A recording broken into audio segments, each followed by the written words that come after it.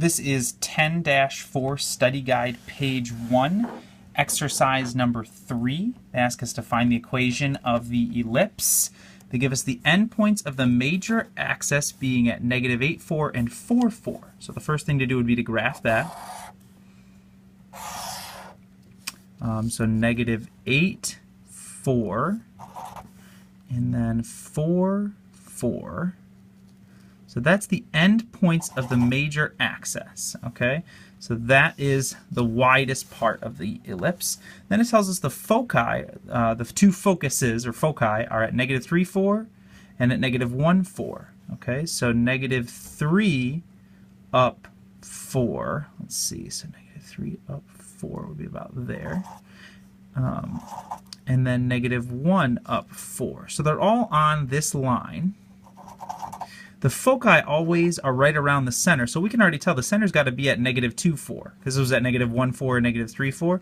So we already know where the center is, just based on this information. It's got to be at negative 2, 4, halfway between the two foci points, okay? So now, if the center is at negative 2, 4, this distance here, the focus radius, is just a 1. And we can figure out the major radius, because it was 2 to get to here, because this was at negative 2, so that's 2.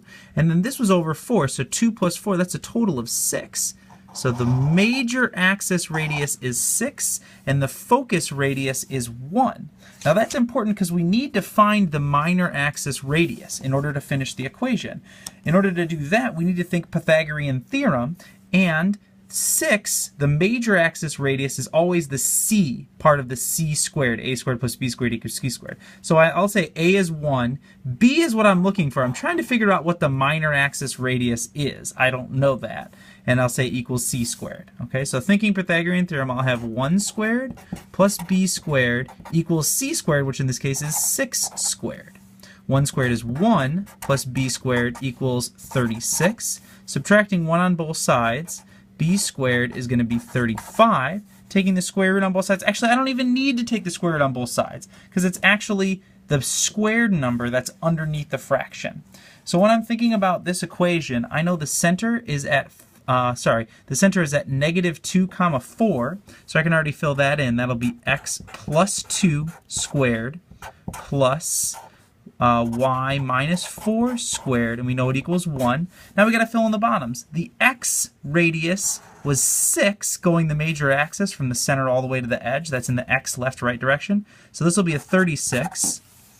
The y is where the minor axis is, and we just figured out the minor axis number squared was 35. So this number underneath here is going to be a 35.